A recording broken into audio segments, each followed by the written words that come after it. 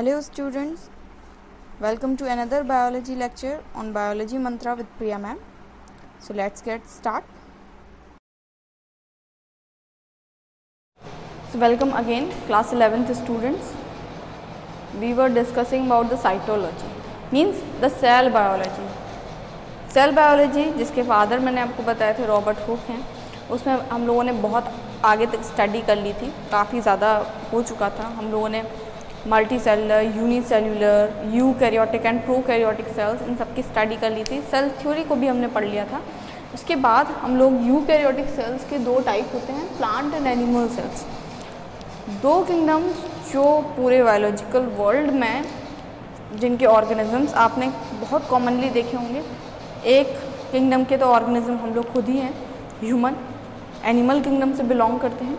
Plant kingdom से जितने भी आपको प्लांट दिखते हैं इंक्लूडिंग एल्गा, वो सारे के सारे प्लांट किंगडम से आते हैं। सो इनके अंदर जो सेल्स होती हैं या इनकी बॉडी जिन सेल्स से मिलकर बनी होती हैं, they are called the eukaryotic cells. And eukaryotic cells are of two types. The first one is animal cell and the second one is plant cell.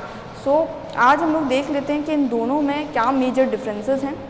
एक रिप्रेजेंटेशन आपको बोर्ड पर दिख रहा है, इसमें दो स्क्वायर्स बने हुए हैं और जहाँ पे वो ओवरलैप कर रहे हैं वो कुछ ऐसे कैरेक्टर्स हैं जो प्लांट सेल और एनिमल सेल दोनों में ही प्रेजेंट होते हैं। So first discuss about the plant और एनिमल सेल के डिफ्रेंशिएशन से पहले इन दोनों में जो एक कॉमन चीज़ होती है, both are the eukaryotic cells. और यूकैरियोटिक का मतलब भी क्या होता है, that have the well defined nucleus. यही मैंने मतलब बताया था, यू का मतलब होता है the develop and the caryote means the nucleus. So the cells that have well defined nucleus and the membrane bound organelles are called the eukaryotic cells. So now these both cells have the membrane bound organelles. कुछ organelles का different रहेगा plant और animal cells में. So let's check out the differences. The first one is cell wall. Cell wall is present. पहले हम लोग differences की बात कर लेते हैं, उसके बाद क्या क्या चीज़ें common हैं उनकी बात करेंगे.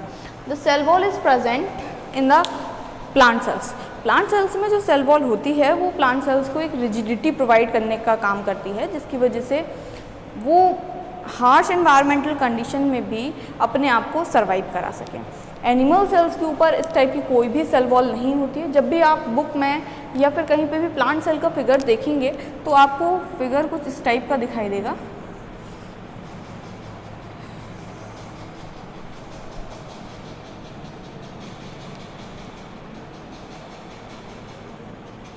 सो यहाँ पर सेल्यूलोज की बनी हुई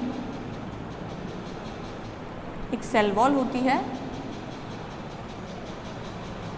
इस टाइप का स्ट्रक्चर आपको अपनी बुक्स में देखने के लिए मिलता है। So this is the cell wall. ये सेल वॉल केवल प्लांट सेल्स में प्रेजेंट होती है, एनिमल सेल्स में इसकी कोई भी प्रेजेंस नहीं होती है। So no cell wall is present in the animal cell. दोनों में ही प्लाज्मा मेम्ब्रेन अंदर की तरफ होती है। यहाँ पर सेल वॉल के अंदर की तरफ प्लाज्मा मेम्ब्रेन रहेगी जो पूरे के पूरे साइटोसोल को कवर किए रहेगी, और यहाँ पर जो एनिमल सेल की आउटर वॉल ही होती है, आउटर बाउंड्री ही होती है, वही क्या होती है, plasma membrane. So plasma membrane is present in both the sales,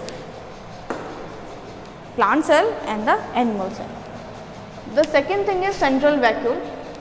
vacuole work करती है एक स्टोर रूम के फॉर्म में, और प्लांट्स में जो वैक्यूल्स होती हैं वो काफ़ी लार्ज वैक्यूल्स देखने को मिलती हैं और ज़्यादातर एरिया ये ऑब्टेन किए रहती हैं सेल का। So they are called the central vacuoles. Animals में या तो इस टाइप की कोई भी सेंट्रल वैक्यूल नहीं होती है, या फिर वैक्यूल्स होती भी हैं तो बहुत स्मॉल साइज़ की वैक्यूल्स होती हैं। The next thing is chloroplast. Chloroplast is called the kitchen of cell, क्योंकि जब भी हम लोग फोटोसिंथेसिस की बात करते हैं तो क्लोरोप्लास्ट को एक मेजर ऑर्गन के फॉर्म में पढ़ते हैं, क्योंकि यहीं पर फोटोसिंथेसिस की पूरी प्रोसेस होती है। सो यहाँ पर फूड बनेगा, और फूड बनने की प्रोसेस की वजह से इसको क्या बोलते हैं, kitchen of the cell.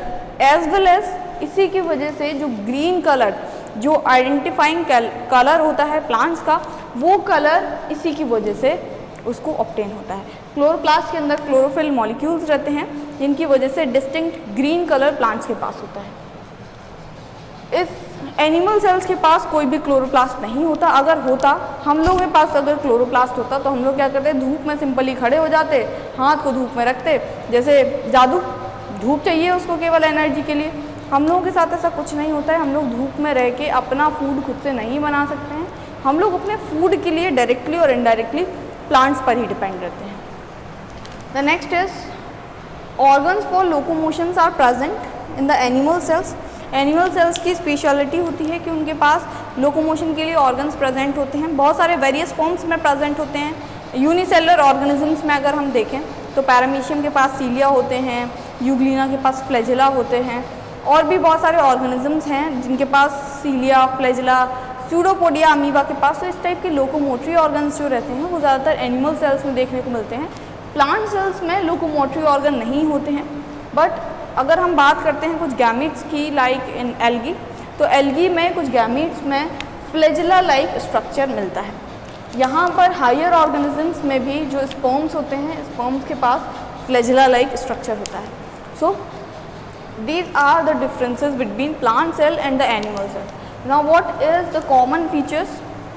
Both have the nucleus. Obviously they are the eukaryotic cells. So eukaryotic cell होने की वजह से दोनों के पास ही एक आइडेंटिफाइंग न्यूक्लियस होगा, जिसकी वजह से हम उनको यूकैरियोट में इंक्लूड करेंगे। Both have the mitochondria. Mitochondria are called the powerhouse of cell. जब हम सेल के एक एक ऑर्गेनेली की स्टडी करेंगे तब उसमें हम लोग माइटोकॉन्ड्रिया की डिटेलिंग पढ़ेंगे। Mitochondria are called the powerhouse of cell and present in the both plant cell and the animal cell. The next is Golgi body. Golgi body work करते हैं पैकेजिंग का। जितनी भी चीज़ें अभी राइबोसोम के थ्रू बनेंगी, राइबोसोम के through, ribosome is called the protein factory. So protein synthesis का काम यहाँ पे एनिमल सेल और प्लांट सेल दोनों में ही प्रोटीन सिंथेसिस के लिए जो एक फैक्ट्री की तरह काम करते हैं वो राइबोसोम्स होते हैं। अब यहाँ पर आपके दिमाग में एक चीज़ आ सकती है कि राइबोसोम्स प्रोकैरियोट्स के पास भी प्रेजेंट होते हैं। So there is difference between eukaryotic and prokaryotic ribosomes. So both animal and plant cells has 80s ribosomes and the prokaryotic cells have just 70s ribosomes. The next thing is cytoplasm. जितना भी fluid jelly like material होता है जिसमें सारे के सारे cell organelle suspended रहते हैं, it is called the cytoplasm. और साइटोप्लाज्म प्लांट सेल और एनिमल सेल दोनों में ही प्रेजेंट होता है। Last one is ER. ER is called the endoplasmic reticulum and this endoplasmic reticulum works for the transportation as well as इसी के ऊपर जो राइबोसोम्स होते हैं वो स्टक करते हैं और इसी के ऊपर जो राइबोसोम्स हैं वो प्रोटीन के फॉर्मेशन का काम करते हैं। प्रोटीन के फॉर्मेशन के बाद उस प्रोटीन की जो सॉर्टिंग होती है वो ER के थ्रू ही होती है। ER दो टाइप से रहता है, smooth and rough ER। Ribosomes की प्रेजेंस के बेसिस पर होता है। अगर सरफेस पर राइबोसोम्स प्रेजेंट हैं that is called the rough ER, और अगर प्रेजेंट नहीं है ribosome then it is called the smooth ER। तो स्मूथ ER लिपिड के फॉर्मेशन में हेल्प करता है एंड द रफ ER क्योंकि राइबोसोम्स प्रेजेंट हैं तो obviously it helps in the formation as well as the sorting of protein. So that is differences as well as the common features of plant cells and the animal cells. Hope ये lecture clear हुआ होगा।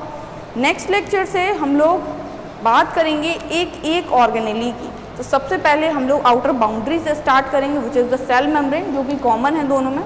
उसके बाद हम लोग जो एक distinct feature है प्लांट सेल्स का which is called the cell wall की बात करेंगे एंड देन मूव करेंगे अंदर की तरफ सारे ऑर्गेनेलीज की तरफ।